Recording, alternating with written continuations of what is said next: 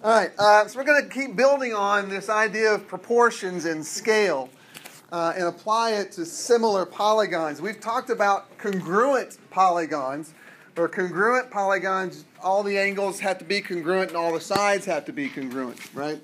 Same size, same shape. Similar polygons, not quite like that. Okay, so by the time we're done, you should be able to write similarity statements. Use proportions to write a statement of proportionality. We'll talk about what that is. We're going to be able to use proportions to help us find different side lengths in similar polygons.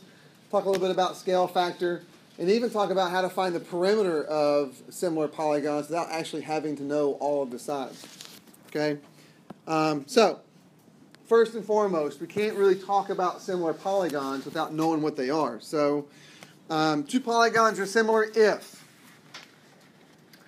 their angles are congruent, their corresponding angles are congruent, and their corresponding sides are proportional. So not congruent, but proportional. And basically, bless you, what that means is that two polygons are going to be similar if they're the same shape, but not necessarily the same size. Okay? Kind of congruent light. Okay? Same shape, but not necessarily same size. And if that's true, if two polygons are similar, then what we do is we still want to show the correspondence between the angles and the sides that are proportional, the ones that match up. So we write a similarity statement that shows that correspondence, right? This angle is congruent to this one, so on and so forth. And so just like our congruence statements, we've got to make sure that we understand that order matters when we write out the names of our two polygons, okay? Now, the symbol we use, right? Remember congruence? When we talked about congruent statements, this little guy right here meant the two things were congruent. Well, since similar is not quite congruent, then the symbol for similarity is we just take the equals out of it. Right? They're not the same size, so they're not really equal. So for our similarity symbol, we just take the equal sign out of it and just use the squiggly, okay, to show that two polygons are similar. Okay, but in the way that we write that similarity statement, that's what this guy is, the similarity statement.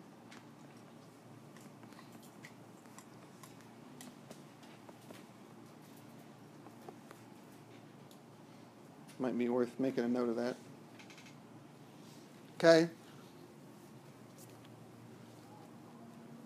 We do get to see the matching there. What angles go with what angles and what sides go with what sides.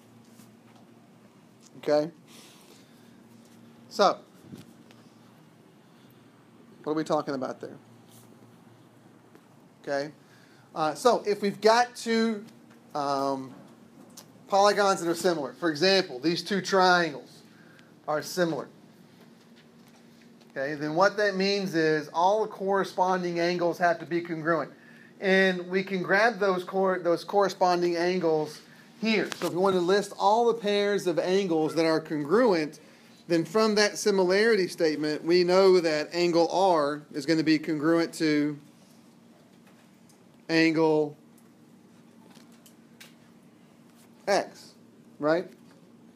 And angle S is going to be congruent to angle Y, and angle T is going to be congruent to angle Z. Okay? Now, what does it mean for the sides to be proportional? It's a little bit trickier to see than congruent, obviously. You can look at two segments and know if they're the same length or not. We have to make sure that all three sets of sides are basically, if they're proportional, they're going to reduce down in the same ratio. Okay? So here we want to check to make sure that the ratios of the corresponding sides are equal. So we can go back up to our similarity statement and try to start matching up the sides that we're supposed to match up, right? So RS is supposed to match with XY. So if I write the ratio of RS, which is 20, if I write the ratio of RS compared to XY, that's going to be 20 to 12. Reduce that down, and we get 5 to 3. So now the ratio of every other set of corresponding sides should reduce down to 5 to 3 if these guys are going to be similar, right? Which would include ST and XY, right? Well, ST is 30. XY is 12, which, wait, is that right? No? Oh, no, it's not XY, it's YZ. Sorry. YZ is 18. That makes more sense. So that reduces down to 5 to 3. And then the last sets of sides, RT and XZ. So RT is 25, XZ is 15, which reduces down to 5 to 3. So all three sides are proportional. Their lengths are in the same ratio. Okay? This reduced ratio is what we call the scale factor, if you want to make a note of that. We don't have a place to define the scale factor, right? That 5 to 3 is the scale factor for those two similar triangles. Okay? And what that tells us is that if you compare any measures, any two measures between those two triangles, they should be equal to, that comparison should be equal to 5 to 3. Okay? So we're going to be able to use that scale factor to help us in a little bit. Okay? So part C says write the ratios of the corresponding side lengths in a statement of proportionality. A statement of proportionality is something that tells us which ratios should be equal. And it'll look something like kind of what we wrote up here in part B, but we're going to show that the ratio of RS to XY is equal to the ratio of ST to YZ, which is equal to RT to XZ. And this guy is your statement of proportionality. Okay? It lets you know that we can create a proportion out of any two of those ratios. That's kind of the reason why it's called a statement of proportionality. It shows you all of the different proportions you can set up. Okay?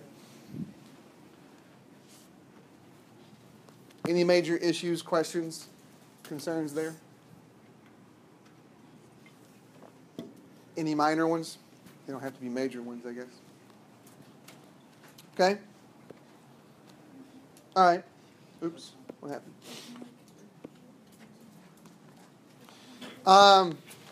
You try one. Knowing that triangle JKL is similar to triangle PQR, list all pairs of congruent angles, write the ratios of the corresponding side lengths in a statement of proportionality. Okay? So yeah, those are your congruent angles, and there's your statement of proportionality. Okay? Good. Any other questions about that? Excellent. Now, talk about being able to tell if two polygons are similar. Okay? Instead of being told that they are, what do you need to look for to see that they are? Okay? So we've got these two quadrilaterals. And we want to decide, we want to determine if they're similar, and if they are, write the similarity statement. Okay? So by definition, similar polygons, all the angles have to be congruent. Right. So check them. Right? Apparently, because of the way the picture is marked, angle F and angle Z are congruent. Angle G, angle Y are congruent. H and X are congruent. And because J and W are right angles, they're going to be congruent, so we can check that off. Right? Good. Angles are congruent. Sides have to be not congruent, but proportional. Right. So, is that the case? Well, we've got to start matching up our corresponding sides and writing out ratios, reducing them, and see if they reduce down the same scale factor.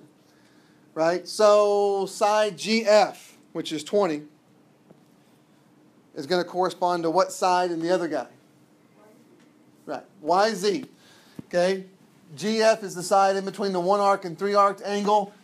YZ is in between the 3-arc and 1-arced angle. That's how you're going to know that they correspond. Not to mention it kind of looks like they do, right?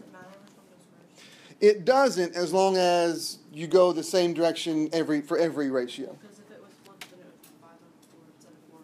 Correct. So that means when you go to compare FJ to ZW, you need to go 20 over 16. Okay, so as long as you go the same ratio. That's exactly right. Okay?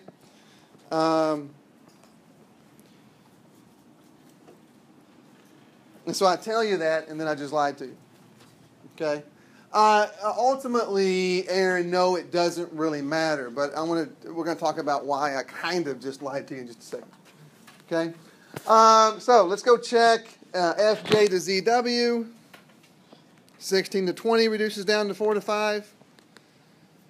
JH to WX is 12 to 15, which reduces down to 4 to 5. And then last but not least, GH to YX, 24 to 30, reduces down to 4 to 5. So, yes, these two polygons are going to be similar. Okay? And now we need to write the similarity statement. So now we need to make sure that we can let everybody know exactly how these two guys correspond, right? So, in a similarity statement, I would name the first polygon any way I want, right? F, J, H, G. As long as you start with one vertex and work your way around in order, right? Remember how we were supposed to name these guys. Triangles, it doesn't matter so much. We start getting into quadrilaterals and more sides than that. We've got to pay attention to exactly how we're naming these guys. So if we say FJHG is going to be similar to, then we have to name the second guy what? Right, ZWXY. Okay? Has to be that way. Now, you could name the first guy something different, and that means the second guy is going to be different, right? But as long as F and Z match up and so on and so forth, you're going to be in good shape. Now, it also asks for the scale factor, and here's where I kind of lied, okay? It's asking for the scale factor of ZYXW to FGHJ, okay? So your scale factor needs to be written in a ratio that's in that order. We need to talk about comparing this guy to this guy. And if we do that, then your scale factor won't be 4 to 5. It'll be, right,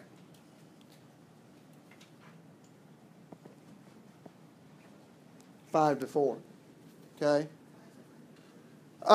Because we're wanting the scale factor to compare the big guy to the small guy. Okay. So it's the same thing as this ratio, only we have to make sure that the bigger measure is on top, so it's going to be 5 to 4. That's kind of splitting hairs a little bit. It's a little bit of I don't know, a tedious detail, but one that we need to make sure that we pay attention to and do. Because technically, that would be your correct scale factor, 5 to 4, and not 4 to 5. Okay?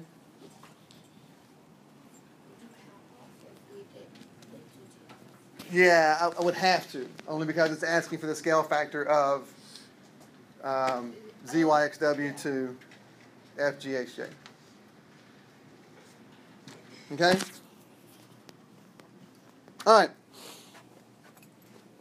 Next example. Right now we're going to talk about how to use these similar polygons to find missing side lengths. So here we know that triangle DEF is similar to triangle MNP, and we need to find the length of EF, right?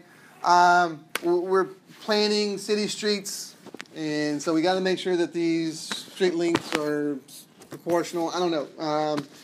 Surveyors use similar polygons a lot in trying to find distances and whatnot, and we'll see that a little bit more when we start talking about similar triangles and things like that.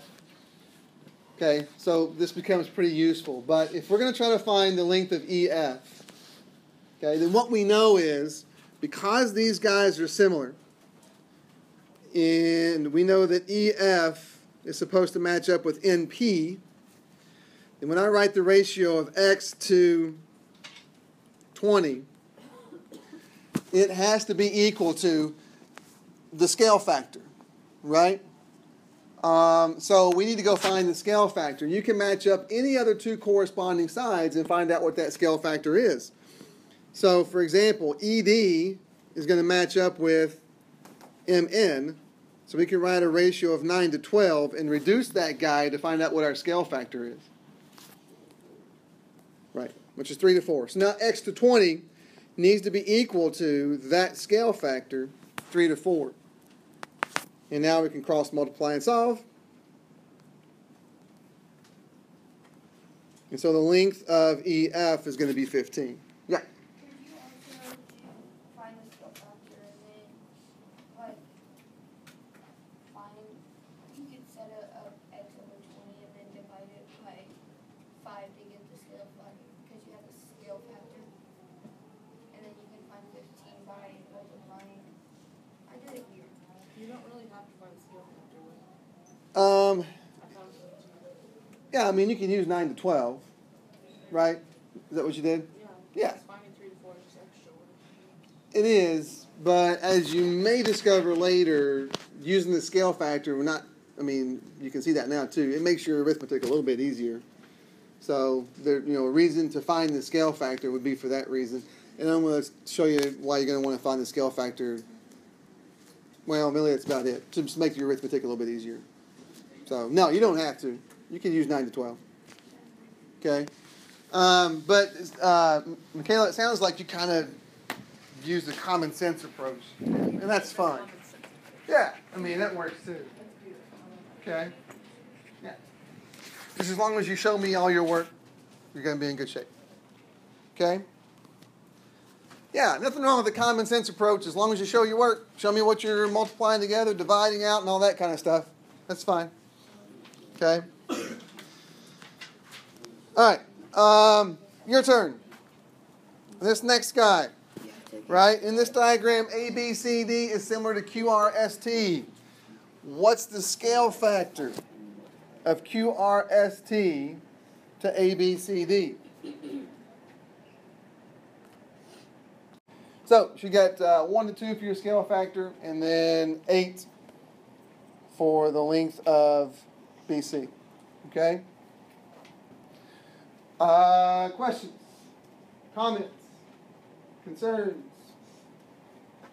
General wonderings? Yes? You said like the bigger number has to be on top. No.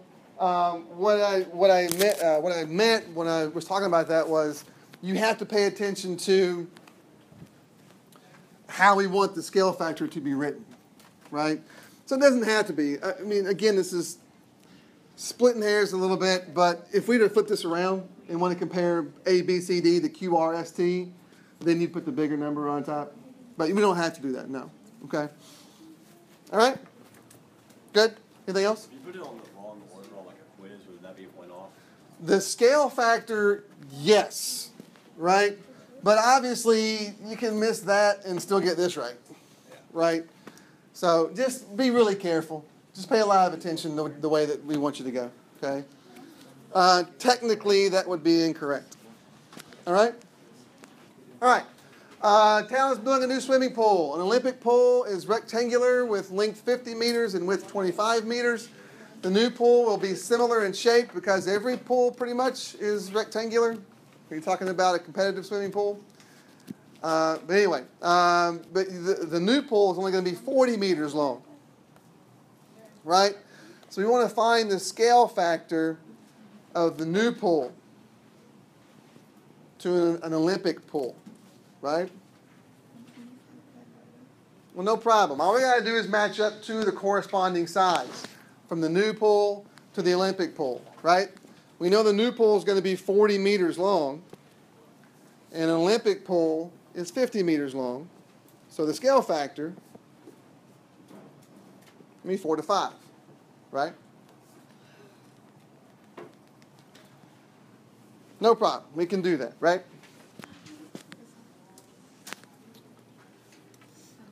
Okay? To match up the length of the new pole to the length of the Olympic pole. Okay? Next question. Find the perimeter of an Olympic pole and the new pole, right? Okay. Perimeter of the Olympic pole. We can do that really quick, right? How do you find perimeter again? Add all sides. In a rectangle, how many lengths do you have? 2. How many widths? 2. So for the Olympic pole, we got to do 2 lengths and add in 2 widths. So yeah, you're going to get 150 meters, right? Okay, new pole.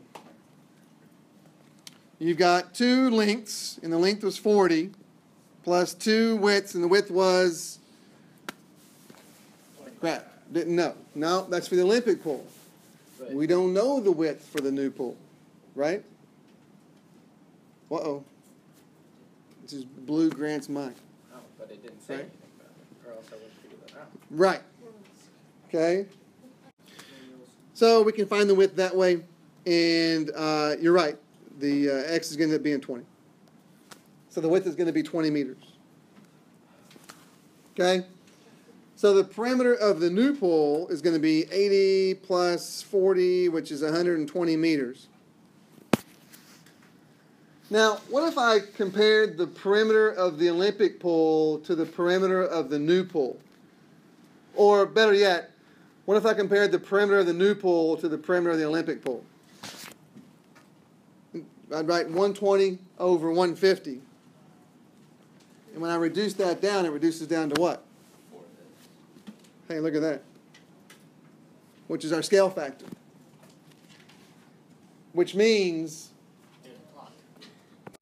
so what that means is that even the ratio of the perimeters are going to be equal to the scale factor. Now we can use that little piece of information as well. Okay? Okay, and we can use that in this guy here. So a couple of things for you to work on pretty quick here. And these two guys, find the scale factor, find the value of x, find the perimeter of A, B, C, D, E. We'll come together in a second and see how you do. Okay? All right, sorry for that interruption. But as I was saying, the altitudes are also going to maintain this same scale factor, the same ratio. So if we were to find the scale factor for these two triangles, we can do that by comparing TR, right? If we go back into our similarity statement, TR compared to XZ, right? TR is 12, XZ is 16. So if we go 12 to 16, then our scale factor reduced down is going to be 3 to 4. Well, that means that the length of the altitudes are going to be equal to the same scale factor. So this altitude here, PS, we don't know. So if we write a ratio of x to 20, that's going to need to be equal to the ratio of 3 to 4. We're going to cross multiply and determine that the length of the altitude is actually 15. Okay? So scale factor is pretty handy to have. Homework out in Canvas. Make sure you get that done, and we'll see you next time.